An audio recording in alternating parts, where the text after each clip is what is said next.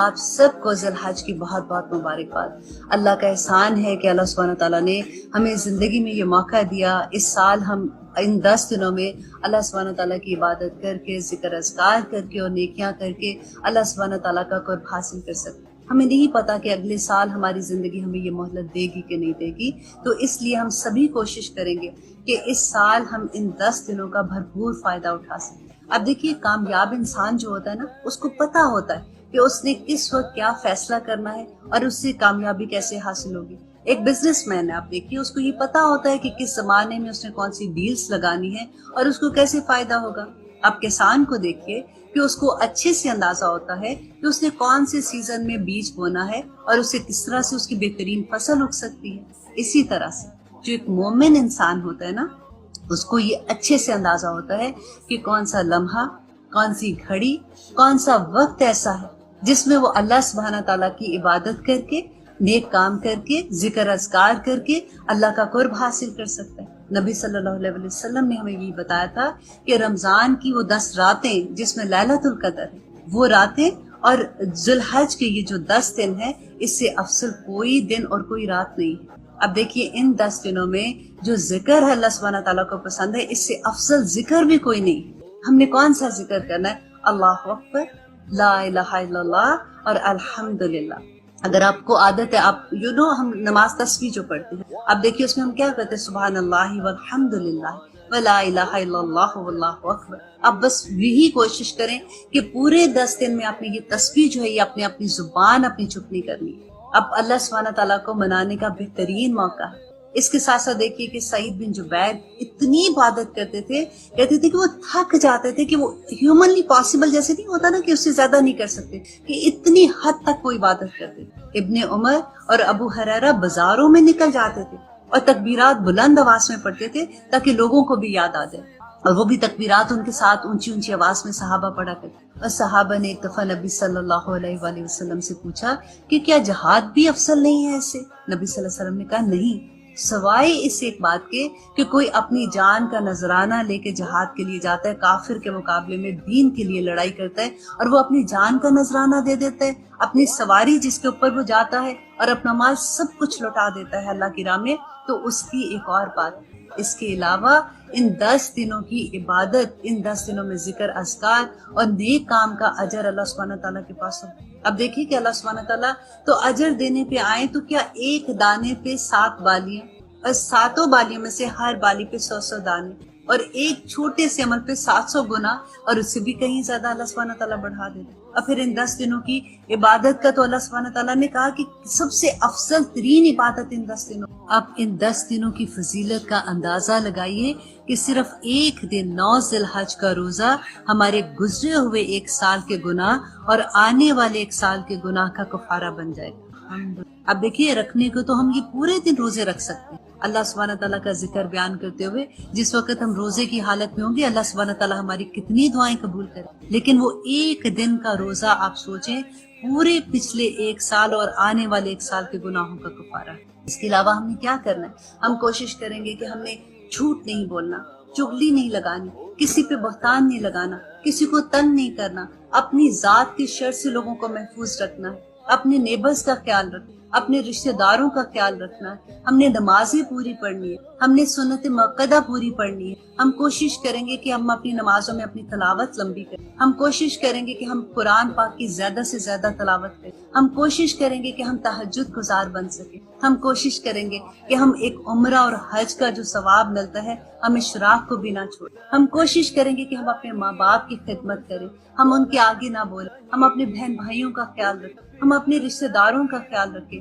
ہم ضرورت مندوں کو دینے والے ہوں۔ ہم یہ پوری کوشش کریں گے کہ اللہ سبحانہ تعالیٰ نے ہماری ذات سے کسی کو تکلیف نہ پہنچے، ہم کسی کو آر نہ دلائیں، اور اس کے باوجود کہ ہم غصہ کرنے کی طاقت رکھیں لیکن ہم دوسروں کو معاف کریں، ہم دوسروں کے کام آ سکیں۔ اپنے استادوں کے لیے دعا کیجیے کہ جو اس دنیا میں ہماری رہنمائی کا باعث ہے۔ आमीन सुम आमीन। इस सूरत में बुनियादी तौर पर 4 मौज़ूआत को बयान किया गया है। पहला मौजू जो है वो ज़िहार के बारे में है। अहले अरब में ये तरीका था कि कोई शोहर अपनी बीवी से ये कह देता था कि तुम मेरे लिए मेरी माँ की पुश्त की तरह हो। जाहिलियत के ज़माने में इसके बारे में ये समझा जाता था कि ऐसे कहने से बीवी हमेशा के लिए हराम हो जाती है। सूरत के इब्तिदा में इसी अहकाम के बारे में बयान किया गया है। दूसरा मौजू यह है कि बाज़ यहूदी और मुनाफिकीन आपस में इस तरह सरगोशियां किया करते थे जिससे मुसलमानों को ये अंदेशा होता था कि वो उनके खिलाफ कोई साजिश कर रहे हैं। बाद सहाबा इकराम रसूलुल्लाह सल्लल्लाहु अलैहि वसल्लम से तन्हाई में कोई मशवरा या कोई और बात करना चाहते थे तो इस सूरत में इन खुफिया बातों के अहकामात बयान फरमाए गए हैं। तीसरा मौजू उन आदाब का बयान है जिनका ख्याल मुसलमानों को अपनी इज्तिमाई मजालिस में करना चाहिए। चौथा और आखिरी मौजू इसमें उन मुनाफिकीन का तज़किरा है जो जाहिर में तो ईमान का और मुसलमानों से दोस्ती का दावा करते थे लेकिन दर हकीकत वो ईमान नहीं लाए थे और दर पर्दा मुसलमानों के दुश्मन की मदद कर रहे थे। सूरत का नाम मुजादला यानी बहस करना इसकी पहली आयत से लिया गया है जिसमें एक खातून के बहस करने का तज़किरा है। तो आइए शुरू करते हैं। आऊज़ु बिल्लाहि मिनश शैतानिर रजीम, बिस्मिल्लाहिर रहमानिर रहीम। ये सूरा जो है ये मदनी है और इसमें 22 आयतें हैं और 3 रुकू हैं। अल्लाह सुब्हानहू व तआला फरमाते हैं कि क़द समिअल्लाहु क़ौलल्लती तुजादिलुका फी ज़ौजिहा। ऐ पैगंबर, अल्लाह ने उस औरत की बात सुन ली है जो तुमसे अपने शौहर के बारे में बहस कर रही है और अल्लाह से फरियाद करती जाती है और अल्लाह तुम दोनों की गुफ्तगू सुन रहा है। यकीनन अल्लाह सब कुछ सुनने वाला और देखने वाला है। तुम में से जो लोग अपनी बीवियों से जिहार करते हैं उनके इस अमल से वो बीवियां उनकी माएँ नहीं हो जाती हैं। उनकी माएँ तो वही हैं जिन्होंने उनको जन्म दिया है। हकीकत यह है कि ये लोग ऐसी बातें कहते हैं जो बहुत बुरी हैं और झूठ है और अल्लाह बहुत माफ करने वाला और बहुत बख्शने वाला है। जो लोग अपनी बीवियों से जिहार करते हैं फिर उन्होंने जो कुछ कहा उससे रुजू करते हैं तो उनके जिम्मे एक गुलाम आजाद करना है कबल इसके कि वो मियाँ बीवी एक दूसरे को हाथ लगाएं। ये वो बात है जिसकी तुम्हें नसीहत की जा रही है और जो कुछ तुम करते हो अल्लाह इससे पूरी तरह बाखबर है। अब फिर आया नंबर 4 में अल्लाह सुब्हानहू व तआला फरमाते हैं, फिर जिस शख्स को गुलाम मुयस्सर ना आए उसके जिम्मे 2 मुतवातर महीने के रोजे हैं कबल इसके कि वो मियाँ बीवी एक दूसरे को हाथ लगाएं। फिर जिसको इसकी भी इस्तात ना हो इसके जिम्मे 60 मस्कीनों को खाना खिलाना है। ये इसलिए ताकि तुम अल्लाह और उसके रसूल पर ईमान ले आओ और ये कि अल्लाह के मुकर्रर किए हुए हदें हैं और काफरों के लिए तो दर्दनाक अजाब है। यकीन रखो कि जो लोग अल्लाह और उसके रसूल की मुखालफत करते हैं वो ऐसे ही जलील होंगे जैसे उनसे पहले लोग जलील हुए थे। और हमने खुली खुली आयतें नाजिल कर दी हैं और काफरों के लिए ऐसा अजाब है जो ख्वार करके रखेगा। उस दिन जब अल्लाह इन सब को दोबारा जिंदा करेगा फिर उन्हें बताएगा कि उन्होंने क्या कुछ किया था। अल्लाह ने उसे गिन गिन कर महफूज कर रखा है और ये उसे भूल गए हैं और अल्लाह हर चीज का गवाह है। और आयत नंबर 7 में अल्लाह सुब्हानहू व तआला फरमाते हैं, क्या तुमने नहीं देखा कि आसमानों और जमीन में जो कुछ है अल्लाह उसे जानता है।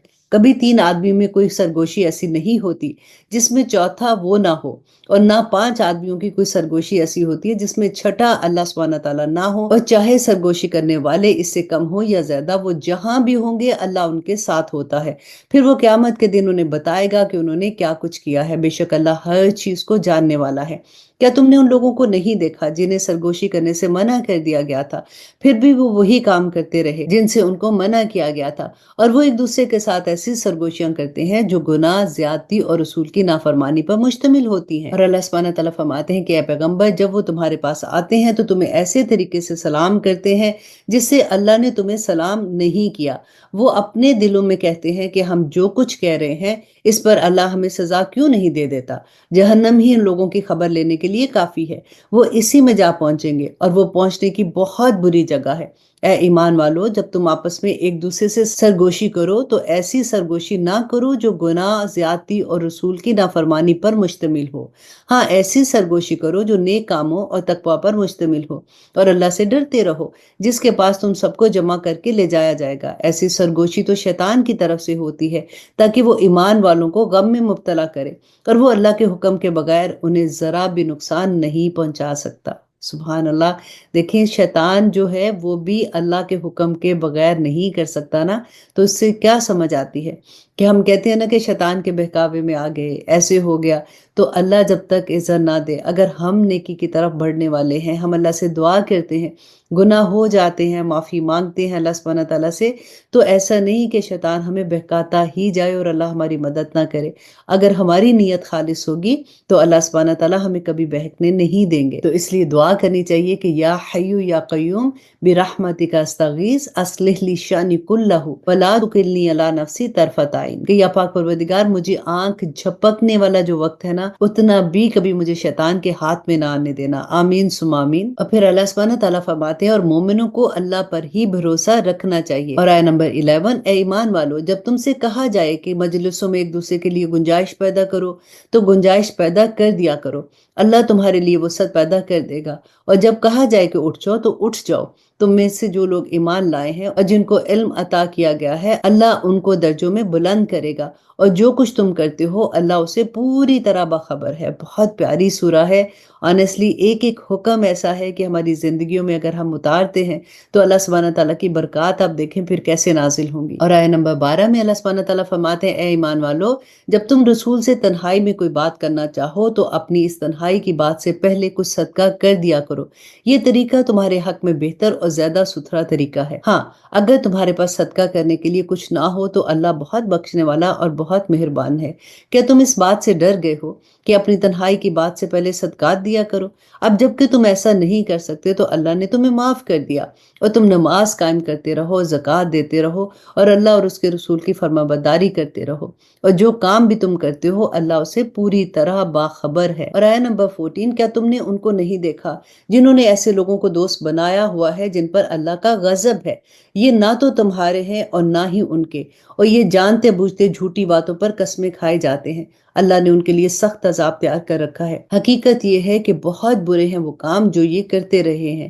انہوں نے اپنی قسموں کو ایک ڈھال بنا لیا ہے، پھر وہ دوسروں کو اللہ کے راستے سے روکتے رہتے ہیں، اس لیے ان کے لیے ایسا عذاب ہے جو ذلیل کر کے رکھ دے گا، اور ان کے مال اور ان کی اولاد اللہ کے مقابلے میں ان کے کچھ کام نہیں آئیں گی۔ یہ دوزخ والے لوگ ہیں، یہ ہمیشہ اسی میں رہیں گے۔ اور آیہ نمبر 18 میں اللہ سبحانہ تعالیٰ فرماتے ہیں، جس دن اللہ ان سب کو دوبارہ زندہ کرے گا تو ان کے سامنے بھی یہ اسی طرح قسمیں کھائیں گے جیسے تمہارے سامنے کھاتے ہیں، اور یہ سمجھیں گے کہ انہیں کوئی سہارا مل گیا ہے۔ یاد رکھو یہ لوگ بالکل جھوٹے ہیں، ان پر شیطان نے پوری طرح قبضہ جما کر انہیں اللہ کی یاد سے غافل کر دیا ہے۔ یہ شیطان کے گروہ ہیں، یاد رکھو شیطان کا گروہ ہی نامراد ہونے والا ہے۔ بے شک جو لوگ اللہ اور اس کے رسول کی مخالفت کرتے ہیں وہ ذلیل ترین لوگوں میں شامل ہوں گے۔ اللہ نے یہ بات لکھ دی ہے کہ میں اور میرے پیغمبر ضرور غالب آئیں گے۔ یقین رکھو کہ اللہ بڑی قوت والا اور بڑے اقتدار کا مالک ہے۔ جو لوگ اللہ اور آخرت کے دن پر ایمان رکھتے ہیں ان کو تو تم ایسا نہیں پاؤ گے کہ وہ ان سے دوستی رکھیں جنہوں نے اللہ اور اس کے رسول کی مخالفت کی ہے، چاہے وہ ان کے باپ ہوں یا ان کے بیٹے ہوں یا ان کے بھائی ہوں یا ان کے خاندان والے ہوں۔ اللہ اکبر۔ اور اب اس سورہ کی آخری آیہ میں اللہ سبحانہ تعالیٰ ہمیں پھر نصیحت کرتے ہیں کہ وہ ایمان والے لوگ کیسے ہیں، کہ یہ وہ لوگ ہیں جن کے دلوں میں اللہ نے ایمان نقش کر دیا ہے اور اپنی روح سے ان کی مدد کی ہے، اور انہیں وہ ایسے باغوں میں داخل کرے گا جس کے نیچے نہریں بہتی ہیں، جہاں وہ ہمیشہ ہمیشہ رہیں گے۔ اللہ ان سے راضی ہو گیا ہے اور وہ اللہ سے راضی ہو گئے ہیں۔ یہ اللہ کا گروہ ہے، یاد رکھو کہ اللہ کا گروہ ہی فلاح پانے والا ہے۔ الحمدللہ، اللہ سبحانہ تعالیٰ ہمیں ان لوگوں میں شامل کر دے، آمین ثم آمین۔ اب شروع کرتے ہیں سورۃ الحشر اور تھوڑا سا تعارف دیکھ لیتے ہیں۔ یہ سورت رسول اللہ صلی اللہ علیہ وسلم کے مدینہ منورہ ہجرت فرمانے کے دوسرے سال نازل ہوئی تھی۔ مدینہ منورہ میں یہودیوں کی ایک بڑی تعداد آباد تھی۔ رسول اللہ صلی اللہ علیہ وآلہ وسلم نے ان سے یہ معاہدہ کر لیا تھا کہ آپس میں امن و امان سے رہیں گے اور مدینہ منورہ پر حملہ ہونے کی صورت میں مل کر اس کا دفاع کریں گے۔ یہودیوں نے اس معاہدے کو قبول تو کر لیا تھا، لیکن ان کی رسول اللہ صلی اللہ علیہ وسلم سے دلی بغض تھی، اس لیے وہ خفیہ طور پر ان کے خلاف سازش کرتے رہتے تھے۔ چنانچہ انہوں نے درپردہ مکہ مکرمہ کے بت پرستوں سے تعلقات قائم رکھے ہوئے تھے اور ان کو مسلمانوں کے خلاف اکساتے رہتے تھے، اور ان سے یہ وعدہ کر لیا تھا کہ اگر تم مسلمانوں پر حملہ کرو گے تو ہم تمہارا ساتھ دیں گے۔ یہود کا ایک قبیلہ جو بنو نذیر کہلاتا تھا، ایک مرتبہ رسول اللہ صلی اللہ علیہ وسلم ان سے معاہدے کی کچھ شرائط پر عمل کرانے کے لیے ان کے پاس تشریف لے گئے۔ تو ان لوگوں نے یہ سازش کی کہ جب آپ بات چیت کرنے کے لیے بیٹھیں تو ایک شخص اوپر سے آپ پر ایک چٹان گرا دے گا، جس سے نعوذ باللہ آپ شہید ہو جائیں گے۔ اللہ سبحانہ تعالیٰ نے وحی کے ذریعے آپ صلی اللہ علیہ وآلہ وسلم کو ان کی اس سازش کی خبر پہنچا دی اور آپ وہاں سے اٹھ کر چلے گئے۔ اس واقعے کے بعد آپ نے بنی نذیر کے پاس پیغام بھیجا کہ اب آپ لوگوں کے پاس ہمارا معاہدہ ختم ہو گیا ہے اور ہم آپ کے لیے ایک مدت مقرر کرتے ہیں کہ اس مدت کے اندر اندر آپ مدینہ منورہ چھوڑ کر کہیں اور چلے جائیں، ورنہ مسلمان آپ پر حملہ کرنے کے لیے آزاد ہوں گے۔ کچھ منافقین نے بنو نذیر کو جا کر یقین دلایا کہ آپ لوگ ڈٹے رہیں، اگر مسلمانوں نے حملہ کیا تو ہم آپ کے ساتھ دیں گے۔ چنانچہ بنو نذیر مقررہ مدت میں مدینہ منورہ سے نہیں گئے۔ حضرت صلی اللہ علیہ وسلم نے مدت گزرنے کے بعد ان کے قلعے کا محاصرہ کر لیا اور منافقین نے ان کی کوئی مدد نہ کی۔ آخرکار ان لوگوں نے ہتھیار ڈال دیے۔ رسول اللہ صلی اللہ علیہ وسلم نے ان کو مدینہ منورہ سے جلا وطن کرنے کا حکم دیا، البتہ یہ اجازت دی کہ ہتھیاروں کے سوا وہ اپنا سامان، مال و دولت اپنے ساتھ لے جا سکتے ہیں۔ یہ صورت اس واقعہ کے پس منظر میں نازل ہوئی اور اس میں اس واقعہ پر تبصرہ بھی فرمایا گیا ہے اور اس سے متعلق بہت سی ہدایات بھی دی گئی ہیں۔ حشر کا لفظی معنی ہے جمع کرنا، کیونکہ اس سورت کی آیت نمبر 2 میں یہ لفظ آیا ہے، اس لیے اس سورت کا نام سورت حشر ہے۔ اور بعض صحابہ سے یہ بھی منقول ہے کہ وہ اس سورہ کو سورہ بنی نذیر بھی کہا کرتے تھے۔ یہ سورہ مدنی سورہ ہے، اس میں 24 آیتیں ہیں اور 3 رکوع ہیں۔ تو آئیے شروع کرتے ہیں۔ اعوذ باللہ من الشیطان الرجیم، بسم اللہ الرحمن الرحیم، سبح للہ ما فی السماوات وما فی الارض وہو العزیز الحکیم۔ آسمانوں اور زمین میں جو کوئی چیز ہے اس نے اللہ کی تسبیح کی ہے، اور وہی ہے جو اقتدار کا بھی مالک ہے، حکمت کا بھی مالک ہے۔ وہی ہے جس نے اہل کتاب میں سے کافر لوگوں کو ان کے گھروں سے پہلے اجتماع کے موقع پر نکال دیا۔ مسلمانوں، تمہیں یہ خیال بھی نہ تھا کہ وہ نکلیں گے، اور وہ بھی یہ سمجھے ہوئے تھے کہ ان کے قلعے انہیں اللہ سے بچا لیں گے۔ پھر اللہ ان کے پاس ایسی جگہ سے آیا جہاں سے وہ گمان بھی نہیں کرتے تھے، اور اللہ نے ان کے دلوں میں رعب ڈال دیا کہ وہ اپنے گھروں کو خود اپنے ہاتھوں سے بھی اور مسلمانوں کے ہاتھوں سے بھی برباد کر رہے تھے۔ لہٰذا اے آنکھ والو، عبرت حاصل کرو، اور اگر اللہ نے ان کی قسمت میں جلاوطنی نہ لکھ دی ہوتی تو وہ دنیا ہی میں ان کو عذاب دے دیتا، البتہ آخرت میں ان کے لیے دوزخ کا عذاب ہے۔ یہ اس لیے ہے کہ انہوں نے اللہ اور اس کے رسول سے دشمنی ٹھانی، اور جو شخص اللہ سے دشمنی کرتا ہے تو اللہ بڑا سخت عذاب دینے والا ہے۔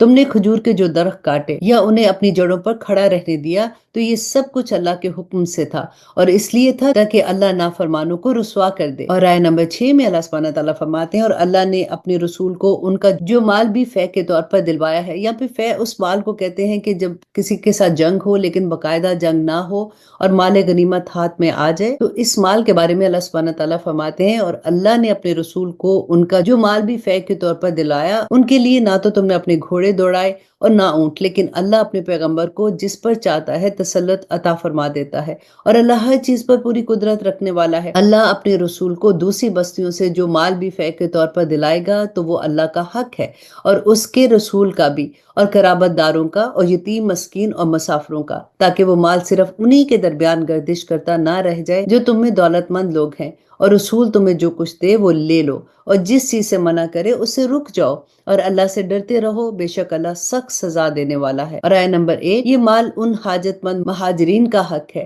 جنہیں اپنے گھروں اور اپنے مالوں سے بے دخل کر دیا گیا ہے، اور وہ اللہ کی طرف سے فضل اور اس کی خوشنودی کے طلبگار ہیں، اور اللہ اور اس کے رسول کی مدد کرتے ہیں۔ یہی لوگ ہیں جو راست باز ہیں، اور یہ جو مال ہے ان لوگوں کا حق ہے جو پہلے ہی سے اس جگہ یعنی مدینہ میں ایمان کے ساتھ مقیم ہے۔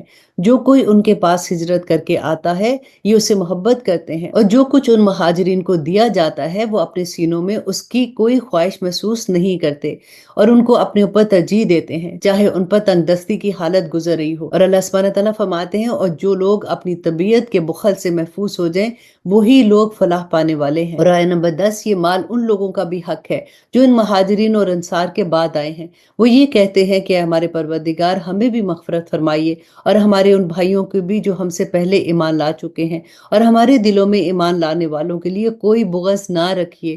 اے ہمارے پروردگار، آپ بہت شفیق اور بہت مہربان ہیں۔ کیا تم نے ان کو نہیں دیکھا جنہوں نے منافقت سے کام لیا ہے کہ وہ اپنے بھائیوں سے جو کافر اہل کتاب میں سے ہیں یہ کہتے ہیں کہ اگر تمہیں نکالا گیا تو ہم بھی تمہارے ساتھ نکلیں گے، اور تمہارے بارے میں کبھی کسی اور کا کہنا نہیں مانیں گے، اور اگر تم سے جنگ کی گئی تو ہم تمہاری مدد کریں گے، اور اللہ گواہی دیتا ہے کہ یہ لوگ بالکل جھوٹے ہیں۔ اور آیت نمبر 12، یہ پکی بات ہے کہ اگر ان اہل کتاب کو نکالا گیا تو یہ ان کے ساتھ نہیں نکلیں گے، اور اگر ان سے جنگ کی گئی تو یہ ان کی مدد نہیں کریں گے، اور اگر بالفرض ان کی مدد کی بھی تو پیٹ پھیر کر بھاگ جائیں گے، پھر ان کی کوئی مدد نہیں کرے گا۔ اے مسلمانوں، حقیقت یہ ہے کہ ان کے دلوں میں تمہاری دہشت اللہ سے زیادہ ہے، یہ اس لیے کہ یہ وہ لوگ ہیں جنہیں سمجھ نہیں آتی ہے۔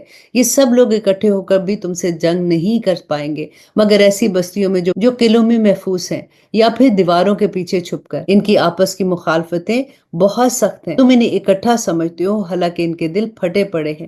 یہ اس لیے ہے کہ یہ لوگ وہ ہیں جنہیں عقل نہیں ہے۔ ان کی حالت ان لوگوں کی سی ہے جو ان سے کچھ ہی پہلے اپنے کرتوتوں کا مزہ چکھ چکے ہیں، اور ان کے لیے دردناک عذاب ہے۔ اور آیت نمبر 16، ان کی مثال شیطان کی سی ہے کہ وہ انسان سے کہتا ہے کہ کافر ہو جاؤ، پھر جب وہ کافر ہو جاتا ہے تو کہتا ہے کہ میں تجھ سے بری ذمہ ہوں، میں اللہ سے ڈرتا ہوں جو سارے جہانوں کا پروردگار ہے۔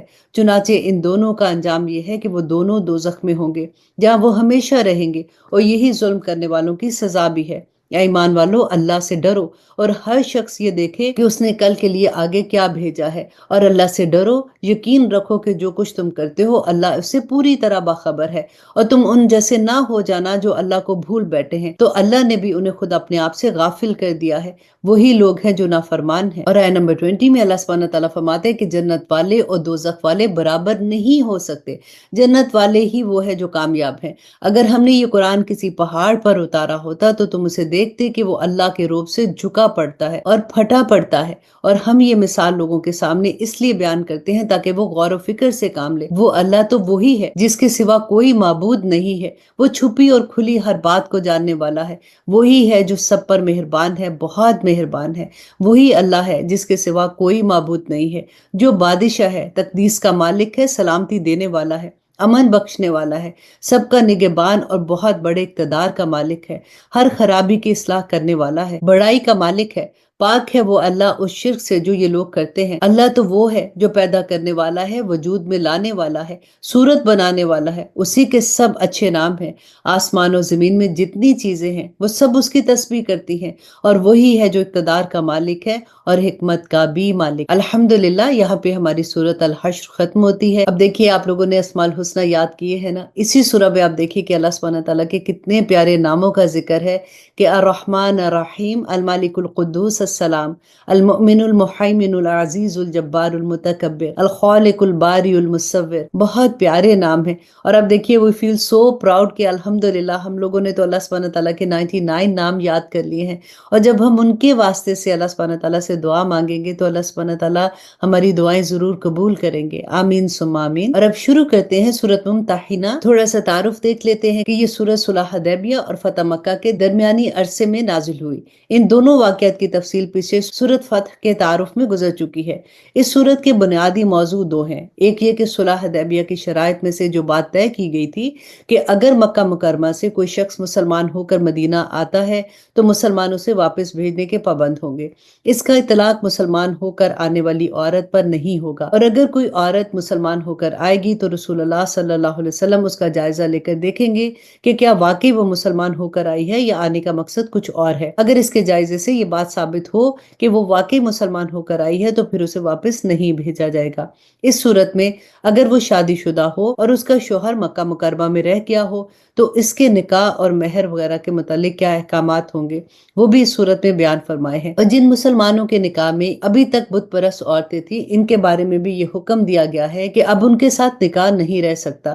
چنانچہ اس صورت میں رسول اللہ صلی اللہ علیہ وسلم کو ان عورتوں کا امتحان یا جائزہ لینے کا حکم دیا گیا تھا، اس لیے اس صورت کا نام ممتحنہ ہے، یعنی امتحان لینے والی۔ صورت کا دوسرا موضوع جو بالکل شروع میں بیان ہے وہ یہ ہے کہ مسلمانوں کے لیے غیر مسلموں سے کس قسم کے تعلق رکھنا جائز ہے اور کس قسم کے ناجائز ہے۔ چنانچہ سورت کو اس حکم سے شروع فرمایا گیا ہے کہ مسلمانوں کو دشمنوں سے خصوصی دوستی نہیں رکھنی چاہیے۔ ان آیتوں کے نزول کا پس منظر یہ تھا کہ سورت فتح کے تعارف میں یہ بات واضح ہو چکی کہ صلح حدیبیہ کے معاملے کو مکہ مکرمہ کے کافروں نے 2 سال کے اندر اندر ہی توڑ دیا تھا، اور رسول اللہ صلی اللہ علیہ وسلم نے قریش کے لوگوں پر واضح فرما دیا تھا کہ اب وہ معاہدہ باقی نہیں رہا۔ اس کے بعد آپ نے مکہ مکرمہ کے کفار پر ایک فیصلہ کن حملہ کرنے کی تیاری شروع فرما دی تھی، لیکن سادی کوشش یہ تھی کہ قریش کے لوگوں کو آپ کی تیاری کا علم نہ ہو۔ اسی دوران سارا نام کی ایک عورت جو گا بجا کر پیسے کماتی تھی، مکہ مکرمہ سے مدینہ منورہ تشریف لائی اور اس نے بتایا کہ وہ مسلمان ہو کر نہیں آئی بلکہ وہ شدید غربت میں مبتلا ہے، کیونکہ جنگ بدر کے بعد قریش مکہ کے عیش و عشرت کی محفلیں ویران ہو چکی ہیں، اب کوئی اسے گانے بجانے کے لیے نہیں بلاتا، اس لیے مالی امداد حاصل کرنے کے لیے آئی ہے۔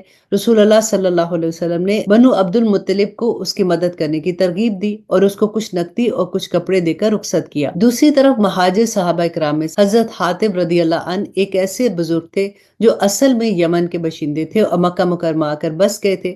مکہ مکرمہ میں ان کا قبیلہ نہیں تھا، وہ خود تو ہجرت کر کے مدینہ آ گئے تھے، لیکن ان کے اہل و عیال مکہ مکرمہ میں ہی رہ گئے تھے، جس کے بارے میں انہیں یہ خطرہ تھا کہ کہیں قریش کے لوگ ان پر ظلم نہ کریں۔ دوسرے مہاجر صحابہ جن کے اہل و عیال مکہ مکرمہ میں رہ گئے تھے، انہیں تو کسی قدر اطمینان تھا کہ ان کا پورا قبیلہ وہاں موجود ہے جو کافروں کے ظلم سے انہیں تحفظ دے سکتا ہے، لیکن حضرت حاتب کے اہل و عیال کو یہ تحفظ حاصل نہیں تھا۔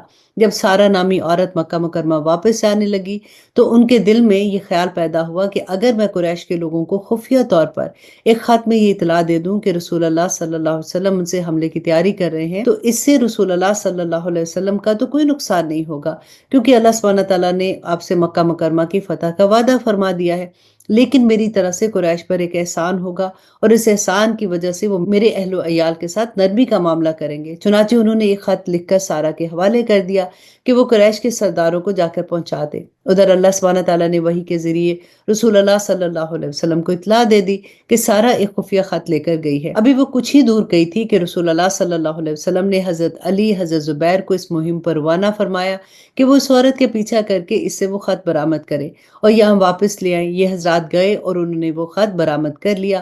حضرت حاتب رضی اللہ عنہ سے پوچھا گیا تو انہوں نے معذرت کی اور اپنی غلطی کی وہی وجہ بیان کی جو اوپر بیان کی گئی ہے۔ رسول اللہ صلی اللہ علیہ وسلم نے ان کی نیک نیتی کی وجہ سے ان کی اس غلطی کو معاف فرما دیا۔ اس واقعہ پر یہ سورت کی ابتدائی آیتیں نازل ہوئی ہیں۔ یہ سورہ مدنی سورہ ہے، اس میں 13 آیتیں ہیں اور 2 رکوع ہیں۔ اعوذ باللہ من الشیطان الرجیم، بسم اللہ الرحمن الرحیم۔ شروع اللہ کے نام سے جو بڑا مہربان اور نہایت رحم کرنے والا ہے۔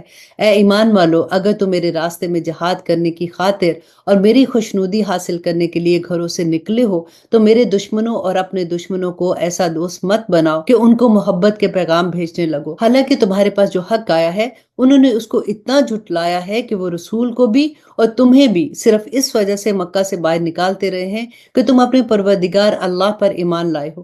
تم ان سے خفیہ طور پر دوستوں کی باتیں کرتے ہو، حالانکہ جو کچھ تم خفیہ طور پر کرتے ہو اور جو کچھ اعلانیہ بھی کرتے ہو میں ان سب کو پوری طرح جانتا ہوں، اور تم میں سے جو کوئی بھی ایسا کرے گا وہ راہ سے بھٹک جائے گا۔ اور آیت نمبر 2 میں اللہ سبحانہ تعالیٰ فرماتے ہیں کہ اگر تم ان کے ہاتھ آ جاؤ تو وہ تمہارے دشمن بن جائیں گے اور اپنے ہاتھ اور زبانیں پھیلا پھیلا کر تمہارے ساتھ برائی کریں گے، اور ان کی خواہش یہ ہے کہ تم کافر بن جاؤ۔ قیامت کے دن نہ تمہاری رشتہ داریاں ہرگز تمہارے کام آئیں گی اور نہ تمہاری اولاد، اللہ ہی تمہارے درمیان فیصلہ کرے گا، اور تم جو کچھ کرتے ہو اللہ اسے پوری طرح دیکھتا ہے۔ تمہارے لیے ابراہیم اور اس کے ساتھیوں میں بہترین نمونہ ہے، جب انہوں نے اپنی قوم سے کہا کہ ہمارا تم سے اور اللہ کے سوا تم جن جن کی عبادت کرتے ہو ان سے کوئی تعلق نہیں ہے، ہم تمہارے عقائد کے منکر ہیں اور ہمارے اور تمہارے درمیان ہمیشہ ہمیشہ کے لیے دشمنی اور بغض پیدا ہو گیا ہے جب تک تم صرف اللہ پر ایمان نہ لاؤ۔ البتہ ابراہیم نے اپنے باپ سے یہ ضرور کہا تھا کہ میں آپ کے لیے اللہ سے مغفرت کی دعا ضرور مانگوں گا، اگرچہ اللہ کے سامنے میں آپ کو کوئی فائدہ پہنچانے کا اختیار نہیں رکھتا۔ آیت نمبر 4 اب بہت پیاری دعا کہ اے ہمارے پروردگار، آپ ہی پر ہم نے بھروسہ کیا اور آپ ہی کی طرف ہم رجوع کیے ہوئے ہیں اور آپ ہی کی طرف ہم سب کو لوٹ کر آنا ہے۔ ہمارے پروردگار، ہمیں کافروں کے لیے تختہ مشق نہ بنانا، اور اے ہمارے پروردگار، ہماری مغفرت فرما دیجئے۔ یقیناً آپ اور صرف آپ ہی وہ ذات ہے جس کا اقتدار بھی کامل ہے، جس کی حکمت بھی کامل ہے۔ اللہ سبحانہ تعالیٰ فرماتے ہیں مسلمانوں، یقیناً تمہارے لیے ان لوگوں کے طرز عمل میں بہترین نمونہ ہے ہر اس شخص کے لیے جو اللہ اور روز آخرت پر امید رکھتا ہے، تو وہ یاد رکھے کہ اللہ سب سے بے نیاز ہے، بذات خود قابل تعریف ہے، اور کچھ بعید نہیں ہے کہ اللہ تمہارے اور جن لوگوں سے تمہاری دشمنی ہے ان کے درمیان دوستی پیدا کر دے۔ اللہ بڑی قدرت والا ہے اور اللہ بہت بخشنے والا ہے اور بہت مہربان ہے۔ اور آیت نمبر 1 میں اللہ سبحانہ تعالیٰ فرماتے ہیں کہ اللہ تمہیں اس بات سے منع کرتا ہے کہ جن لوگوں نے دین کے معاملے میں تم سے جنگ نہیں کی اور تمہیں تمہارے گھروں سے نہیں نکالا، ان کے ساتھ تم کوئی نیکی کا یا انصاف کا معاملہ کرو۔ یقیناً اللہ انصاف کرنے والوں کو پسند کرتا ہے۔ اللہ تو تمہیں اس بات سے منع کرتا ہے کہ جن لوگوں نے تمہارے ساتھ دین کے معاملے میں جنگ کی ہے اور تمہیں اپنے گھروں سے نکالا ہے اور تمہیں نکالنے میں ایک دوسرے کی مدد کی ہے، کہ تم ان سے دوستی رکھو، اور جو لوگ ان سے دوستی رکھیں گے وہ تو ظالم ہوں گے۔ اے ایمان والو، جب تمہارے پاس مسلمان عورتیں ہجرت کر کے آئیں تو تم ان کو جانچ لیا کرو، اللہ ہی ان کے ایمان کے بارے میں بہتر جانتا ہے۔ پھر جب تمہیں یہ معلوم ہو جائے کہ وہ مومن عورتیں ہیں تو تم انہیں کافروں کے پاس واپس نہ بھیجنا، وہ ان کافروں کے لیے حلال نہیں ہے اور وہ کافر ان کے لیے حلال نہیں ہے، اور ان کافروں نے جو کچھ ان عورتوں پر مہر کی صورت میں خرچ کیا ہوا ہے وہ انہیں ادا کر دو، اور تم پر ان عورتوں سے نکاح کرنے میں بھی کوئی گناہ نہیں ہے جبکہ تم نے ان کے مہر ادا کر دیے ہوں، اور تم کافر عورتوں کی عصمتیں اپنے قبضے میں باقی نہ رکھو، اور جو کچھ تم نے ان کافر بیویوں پر مہر کی صورت میں خرچ کیا تھا وہ تم ان کے نئے شوہروں سے مانگ لو، اور انہوں نے جو کچھ اپنی مسلمان ہو جانے والی بیوی پر خرچ کیا تھا وہ ان کے نئے مسلمان شوہروں سے مانگ لو۔ یہ اللہ کا فیصلہ ہے، وہی تمہارے درمیان فیصلہ کرتا ہے، اور اللہ بڑے علم والا ہے، بڑی حکمت والا ہے۔ اور اگر تمہاری بیویوں میں سے کوئی کافروں کے پاس جا کر تمہارے ہاتھ سے نکل جائے، پھر تمہاری نوبت آئے تو جن لوگوں کی بیویاں جاتی رہی ہیں ان کو اتنی رقم ادا کر دو جتنی انہوں نے اپنی ان بیویوں پر خرچ کی تھی۔ اللہ سے ڈرتے رہو جس پر تم ایمان لائے ہو۔ اور آیت نمبر 12، اے نبی، جب تمہارے پاس مسلمان عورتیں اس بات پر بیعت کرنے کے لیے آئیں کہ وہ اللہ کے ساتھ کسی بھی چیز کو شریک نہیں بنائیں گی اور چوری نہیں کریں گی اور زنا نہیں کریں گی اور اپنی اولاد کو قتل نہیں کریں گی اور نہ کوئی ایسا بہتان باندھنے کی جو انہوں نے اپنے ہاتھوں اور اپنے پاؤں کے درمیان گھڑ لیا ہو، اور نہ کسی بھلے کام میں تمہاری نافرمانی کریں گی، تو تم ان کو بیعت کر لیا کرو اور ان کے حق میں اللہ سے مغفرت کی دعا کیا کرو، یقیناً اللہ بہت بخشنے والا اور مہربان ہے۔ اور اب اس سورہ کی آخری آیا کہ اے ایمان والو، ان لوگوں کو دوست نہ بناؤ جن پر اللہ نے غضب فرمایا ہے، وہ آخرت سے اسی طرح مایوس ہو چکے ہیں جیسے کافر لوگ قبروں میں دفن لوگوں سے مایوس ہو چکے ہیں۔ الحمدللہ، یہاں پہ ہماری سورت ممتحنہ مکمل ہوتی ہے، اور اب شروع کرتے ہیں سورت الصف، اور تھوڑا سا تعارف دیکھ لیتے ہیں۔ یہ سورت مدینہ منورہ میں اس وقت نازل ہوئی تھی جب منافقین آس پاس کے یہودیوں کے ساتھ مل کر مسلمانوں کے خلاف طرح طرح کی سازشیں کر رہے تھے۔ اس سورت میں بنی اسرائیل کے یہودیوں کا یہ کردار خاص طور پر ذکر فرمایا گیا ہے کہ انہوں نے خود اپنے پیغمبر حضرت موسیٰ علیہ السلام کو طرح طرح کی تکلیفیں پہنچائی، جس کے نتیجے میں ان کے مزاج میں ٹیڑھ پن پیدا ہو گیا، اور جب حضرت عیسیٰ علیہ السلام تشریف لائے تو انہوں نے ان کی نبوت کا بھی انکار کر دیا، اور ان کو جو رسول اللہ صلی اللہ علیہ وسلم کی تشریف آوری کی جو بشارتیں دی گئی تھی ان پر بھی کان نہیں دھرا۔ چنانچہ رسول اللہ صلی اللہ علیہ وسلم جب تشریف لائے تو انہوں نے نہ صرف یہ کہ ان کی نبوت پر ایمان نہ لانے سے ان کی نبوت کا انکار کر دیا، بلکہ ان کے خلاف سازشیں شروع کر دی۔ بنی اسرائیل کے اس کردار کو واضح کرنے کے ساتھ ساتھ اس صورت میں مخلص مسلمانوں کو یہ خوشخبری دی گئی ہے کہ اگر انہوں نے رسول اللہ صلی اللہ علیہ وسلم کی ٹھیک ٹھیک پیروی کی اور وہ کام کیے جن کا اللہ نے اس صورت میں انہیں خاص طور پر حکم دیا ہے، اور جہاد کے بارے میں جو خصوصی اللہ سبحانہ تعالیٰ نے حکم دیا ہے اس کی اہمیت کو سمجھتے ہیں، تو اللہ سبحانہ تعالیٰ ان کو عنقریب فتح اور نصرت عطا فرمائیں گے، جس کے نتیجے میں منافقین اور یہودیوں کی ساری سازشیں خاک میں مل کر رہ جائیں گی۔ اس سورہ کی 4 آیت میں اللہ سبحانہ تعالیٰ نے مسلمانوں کی تعریف فرمائی ہے کہ جو اللہ سبحانہ تعالیٰ کے راستے میں صف باندھ کر جہاد کرتے ہیں۔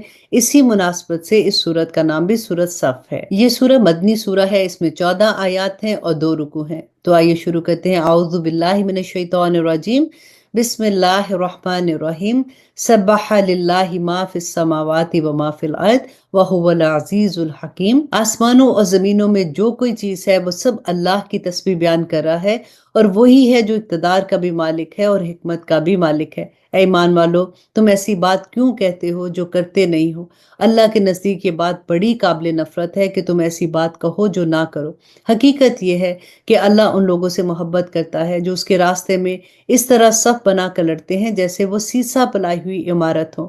اور وہ وقت یاد کرو جب موسیٰ نے اپنی قوم سے کہا تھا کہ اے میری قوم کے لوگو، تم مجھے تکلیف کیوں پہنچاتے ہو، حالانکہ تم جانتے ہو کہ میں تمہارے پاس اللہ کا پیغمبر بن کر آیا ہوں۔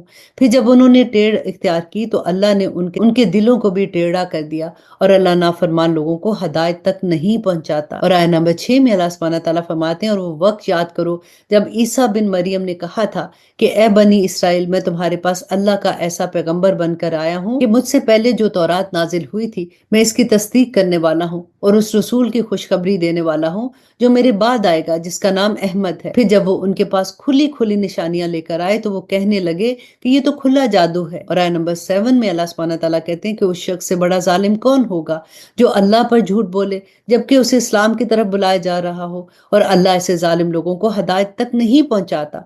ये लोग चाहते हैं कि वो अपने मुंह से अल्लाह के नूर को बुझा दें, हालांकि अल्लाह अपने नूर की तकमील करके रहेगा, चाहे काफरों को ये बात कितनी बुरी लगे। वही तो है जिसने अपने रसूल को हदायत और सच्चाई का दीन देकर भेजा है ताकि वो उसे तमाम दूसरे दीनों पर गालिब कर दे, चाहे मुशरिक लोगों को ये बात कितनी बुरी लगे। और आयत नंबर 10 में अल्लाह सुब्हानहू तआला फरमाते हैं कि ए ईमान वालो, क्या मैं तुम्हें एक ऐसी तजारत का पता ना दूं जो तुम्हें दर्दनाक अजाब से निजात दिला दे। वो ये है कि तुम अल्लाह और उसके रसूल पर ईमान लाओ और अपने माल और दौलत और अपनी जानों से अल्लाह के रास्ते में जहाद करो। ये तुम्हारे लिए बेहतरीन बात है अगर तुम समझो। इसके नतीजे में अल्लाह तुम्हारी खातिर तुम्हारे गुनाहों को बख्श देंगे और तुम्हें इन बागों में दाखिल करेंगे जिसके नीचे नहरें बहती हैं, और ऐसे उम्दा घरों में बसाएगा जो हमेशा हमेशा रहने वाली जन्नतों में वाक़या होंगे।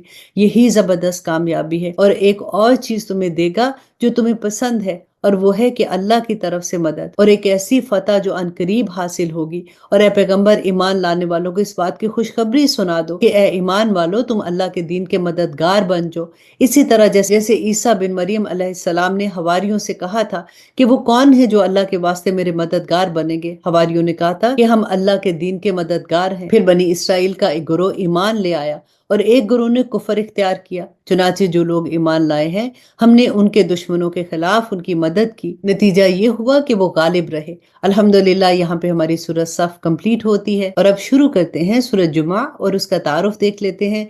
इस सूरत के पहले रुकू में रसूल अल्लाह सल्लल्लाहु अलैहि वसल्लम की रिसालत और उसकी बेइज्जत के मकासद बयान फरमाकर पूरी इंसानियत को आप सल्लल्लाहु अलैहि वसल्लम पर ईमान लाने की दावत दी गई है, और ख़ास तौर पर यहूदियों की मजम्मत की गई है कि वो जिस किताब यानी तौरात पर ईमान रखने का दावा करते हैं उसमें रसूल अल्लाह सल्लल्लाहु अलैहि वसल्लम की तशरीफ आवरी की बिशारत मौजूद है।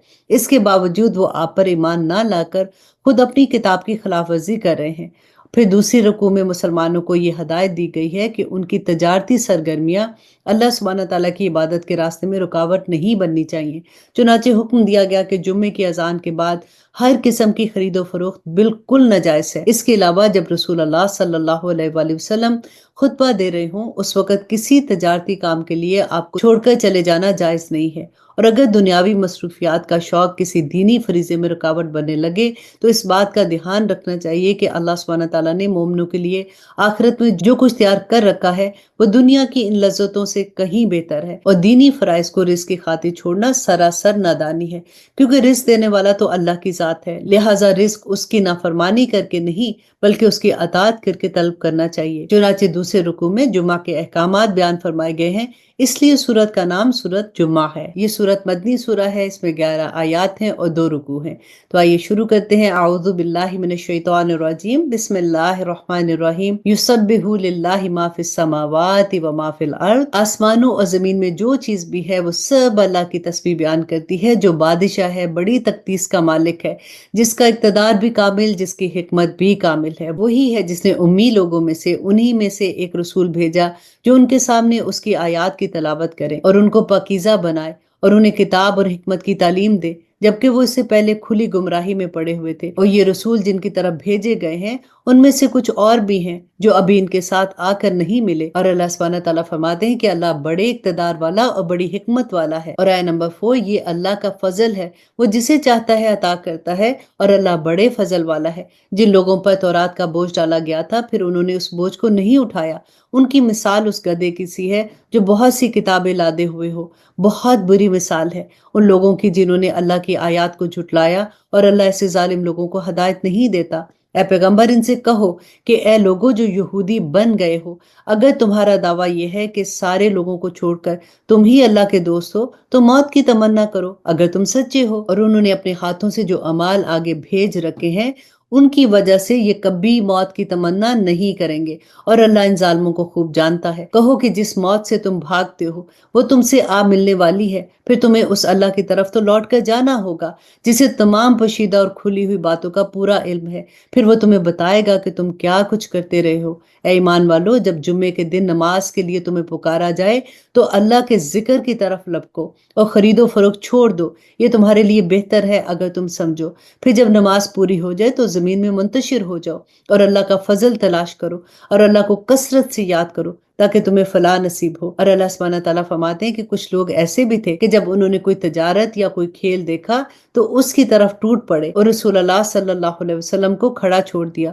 کہہ دو کہ جو کچھ اللہ کے پاس ہے وہ کھیل اور تجارت سے کہیں بہتر ہے، اور اللہ تو سب سے بہتر رزق دینے والا ہے۔ یہاں پہ ہماری سورۃ جمعہ مکمل ہوتی ہے اور اب شروع کرتے ہیں سورۃ المنافقون، اور تھوڑا سا تعارف دیکھ لیتے ہیں۔ یہ سورت ایک خاص واقعہ کے پس منظر میں نازل ہوئی ہے، جس کا خلاصہ یہ ہے کہ بنو مستلق عرب کا ایک قبیلہ تھا جس کے بارے میں رسول اللہ صلی اللہ علیہ وسلم کو یہ اطلاع دی گئی تھی کہ وہ مدینہ منورہ پر حملہ کرنے کے لیے لشکر جمع کر رہا ہے۔ آپ اپنے صحابہ کرام کے ساتھ خود وہاں تشریف لے گئے، ان سے جنگ ہوئی اور آخر کار ان لوگوں نے شکست کھائی اور بعد میں مسلمان بھی ہوئے۔ جنگ کے بعد چند دن آپ وہیں ٹھہرے، ایک چشمے کے قریب پڑاؤ ڈالے رکھا۔ اس قیام کے دوران ایک مہاجر اور ایک انصار کے درمیان پانی پر کسی معاملے پر جھگڑا ہو گیا۔ جھگڑے میں نوبت ہاتھا پائی تک آ گئی اور ہوتے ہوتے مہاجر نے اپنی مدد کے لیے مہاجرین کو پکارا اور انصاری نے اپنی مدد کے لیے انصار کو پکارا، یہاں تک کہ اندیشہ ہو گیا کہ کہیں مہاجرین اور انصار کے درمیان لڑائی نہ ہو جائے۔ رسول اللہ صلی اللہ علیہ وسلم کو جب علم ہوا تو آپ تشریف لائے اور فرمایا کہ مہاجر اور انصار کے نام پر لڑائی کرنا یہ جہلانہ سوچ ہے، اس کی اسلام میں کوئی جگہ نہیں ہے۔ آپ صلی اللہ علیہ وسلم نے فرمایا کہ یہ عصبیت کے بدبودار نعرے ہیں جو مسلمانوں کو چھوڑنے ہوں گے۔ ہاں، مظلوم جو کوئی بھی ہو اس کی مدد کرنی چاہیے، اور ظالم جو بھی ہو اسے ظلم سے باز رکھنے کی کوشش ضرور کرنی چاہیے۔ رسول اللہ صلی اللہ علیہ وسلم کی تشریف آوری کے بعد جھگڑا ختم ہو گیا اور جن صحابہ میں ہاتھا پائی ہوئی تھی ان کے درمیان معافی تلافی ہو گئی۔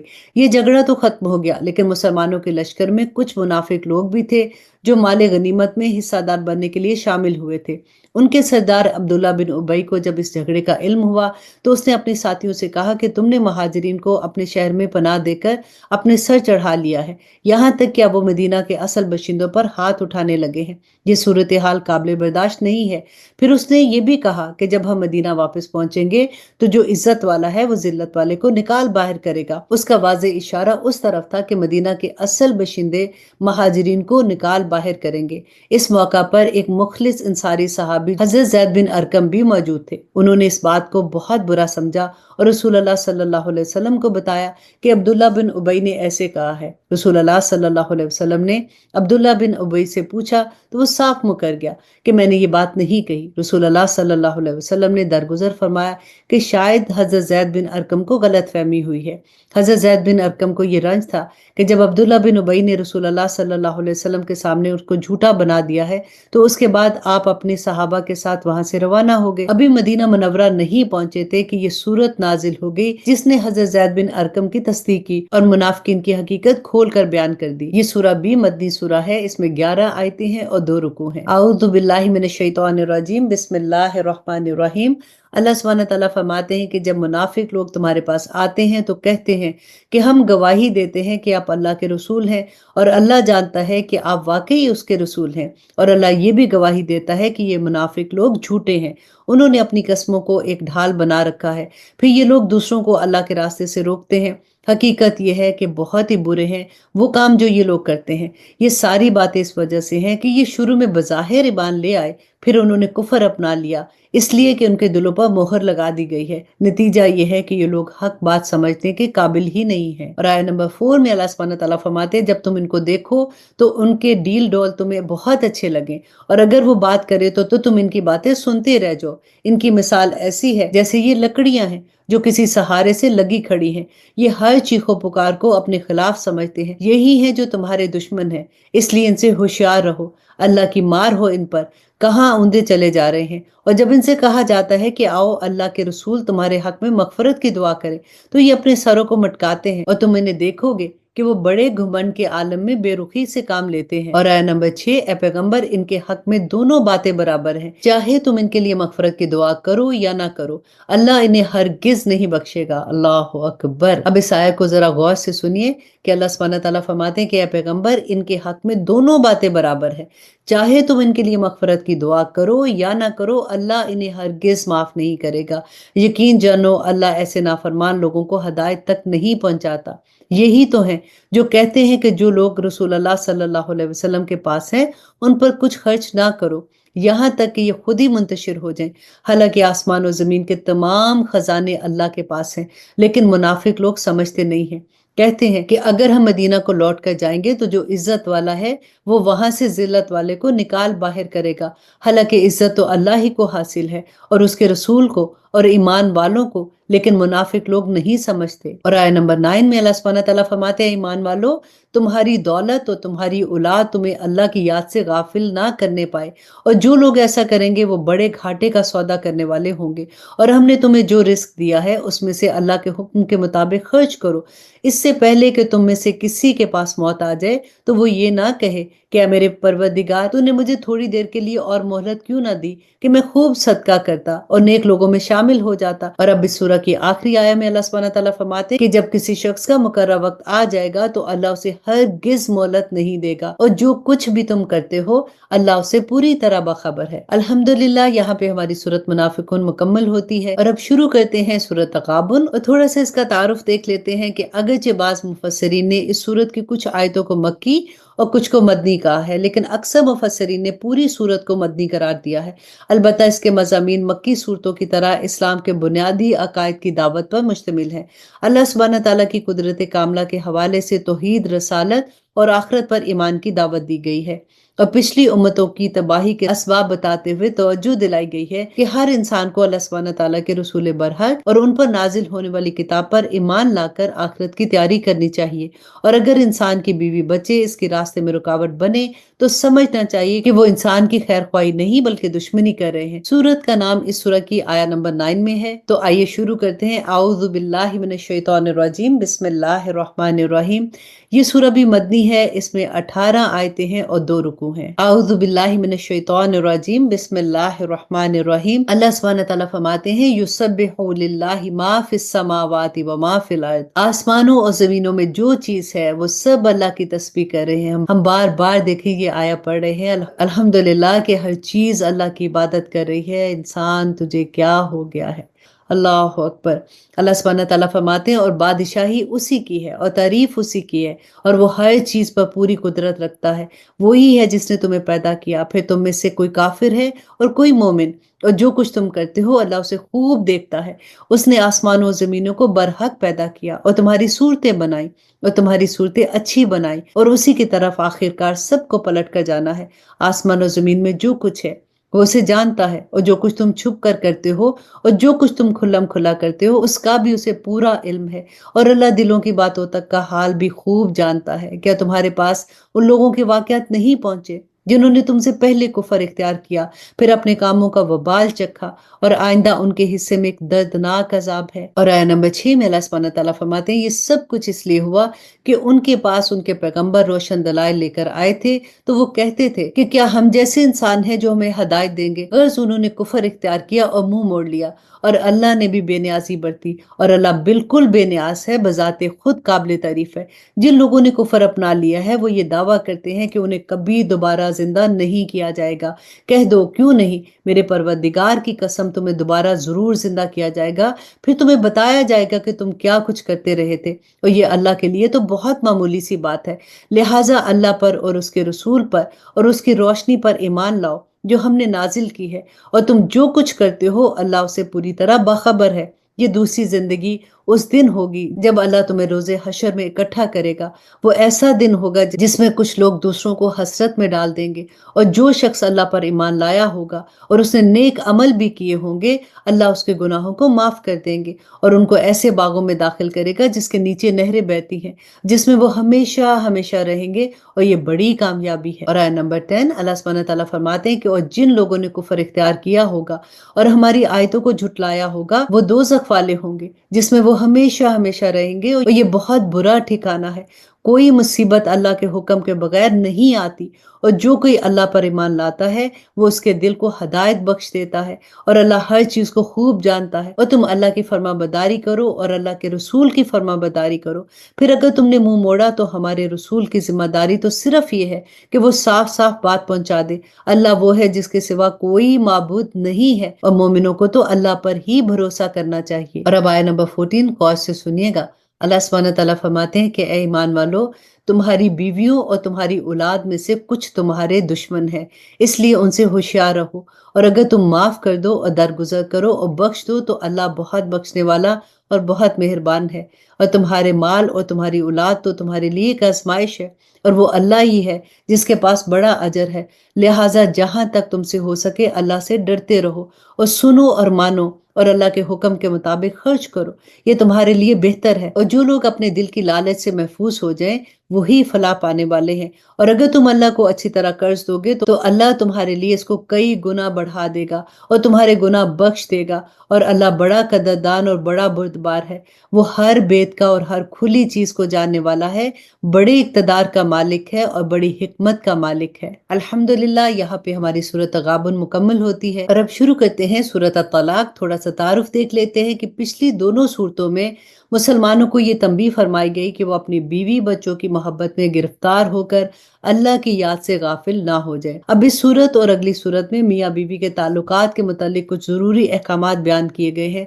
अज़दवाजी जिंदगी के मसाइल में तलाक एक बहुत बड़ा मसला है जिसमें अमलन बहुत इफरात व तफरीत पाई जाती है। चुनाचे कुरान करीम ने इसके बारे में मुतवाज़न तर्ज अमल इख्तियार करने के लिए तलाक के कुछ अहकाम सूरत अल बकरा में बयान फरमाए, और अब इस सूरत में तलाक के वो अहकामात बयान फरमाए हैं जो वहां बयान नहीं हुए थे। चुनाचे बताया गया है कि अगर तलाक देनी हो तो उसके लिए सही वक्त और सही तरीका क्या है। नीस जिन औरतों को हैज ना आता हो उनकी इद्दत कितनी होगी, इद्दत के दौरान उनके साबिक शोहर को उनका खर्चा किस म्यार पर और कब तक उठाना होगा, और अगर औलाद हो गई है तो उसको दूध पिलवाने की जिम्मेदारी किस पर होगी। और इस किस्म के अहकाम बयान फरमाते हुए बार बार इस बात पर जोर दिया गया है कि हर मर्द और औरत को अल्लाह सुब्हानहू तआला से डरते हुए अपने फराइज अदा करने चाहिए, क्योंकि मियाँ बीवी का ताल्लुक ऐसा है कि इसकी हर शिकायत का इलाज अदालतों से नहीं होता। एक मतवाजन खानदानी निज़ाम उस वक्त तक कायम नहीं हो सकता जब तक हर फरीक अल्लाह सुब्हानहू तआला के सामने जवाबदही के एहसास करते हुए अपने फराइज अंजाम ना दे। और जो लोग ऐसा करते हैं उन्हीं को दुनिया और आखिरत में कामयाबी हासिल होती है। ये सूरह मदनी सूरह है, इसमें 12 आयतें हैं और 2 रुकू हैं। तो आइए शुरू करते हैं। औज़ु बिल्लाहि मिनश शैतानिर रजीम, बिस्मिल्लाहिर रहमानिर रहीम। अल्लाह सुब्हानहू तआला फरमाते हैं कि ऐ नबी इनसे कह दो कि जब तुम औरतों को तलाक देने लगो तो उन्हें उनकी इद्दत के वक्त तलाक दो और इद्दत को अच्छी तरह शुमार कर लो, और अल्लाह से डरो जो तुम्हारा परवरदिगार है। उन औरतों को उनके घरों से ना निकालो और न वो खुद निकले, सिवाय ये कि वो किसी खुली बेहयाई का इर्तिकाब करे। और ये अल्लाह की मुकर्रर की हुई हदूद है, और जो कोई अल्लाह की मुकर्रर की हुई हदूद से आगे निकले उसने खुद अपनी जानों पर जुल्म किया है। तुम नहीं जानते शायद अल्लाह इसके बाद कोई नई बात पैदा कर दे। और आयत नंबर 2 में अल्लाह सुब्हानहू तआला फरमाते हैं, फिर जब वो औरतें अपनी इद्दत की मियाद को पहुंचने लगे तो तुम या तो उन्हें भले तरीके से अपने निकाह में रोक रखो या फिर भले तरीके से उनको अलग कर दो, और अपने में से 2 ऐसे आदमियों को गवाह बना लो जो अदल वाले हों, और अल्लाह की खातिर सीधी सीधी गवाही दो। लोगों, ये वो बात है जिसकी नसीहत उस शख्स को की जा रही है जो अल्लाह पर और यौम आखिरत पर ईमान रखता हो। और जो कोई अल्लाह से डरेगा अल्लाह उसके लिए मुश्किल से निकलने का कोई रास्ता पैदा कर देगा और उसे ऐसी जगह से रिस्क अता करेगा जहां से उसे गुमान भी नहीं होगा।